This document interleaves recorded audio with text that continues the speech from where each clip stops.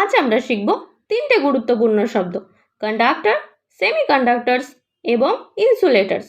দেখুন, ইয়েলো কালারে লেখা আছে কন্ডাক্টর বা পরিবাহী পদার্থ, অর্থাৎ যার মাধ্যমে তাপ বা বিদ্যুৎ খুব সহজেই পরিবহন করতে পারে।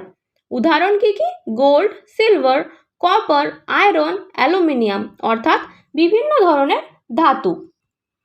তারপর হলো সেমিকন্ডাক্টর, মানে যারা সাধারণভাবে তাপ বা বিদ্যুৎ পরিবহন করতে পারে না, কিন্তু বিশেষ পরিস্থিতিতে বিদ্যুৎ পরিবহন করতে পারে, যেরকম silicon, germanium, selenium, gallium arsenide.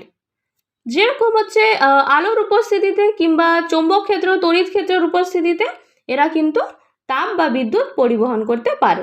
3 number, যেটা ব্লু কালারে লেখা আছে, ইনসুলেটর, মানে হচ্ছে অপরিবাহী, যারা কোনোভাবেই তাপ বা বিদ্যুৎ পরিবহন করতে পারে না। উদাহরণ কি?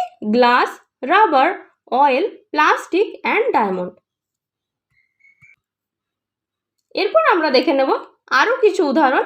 ইলেকট্রিক কন্ডাক্টরসের মধ্যে সিলভার, গোল্ড, কপার, স্টিল এবং সি ওয়াটার, যেহেতু সমুদ্রের জলে নুন থাকে কিছুটা পরিমাণে।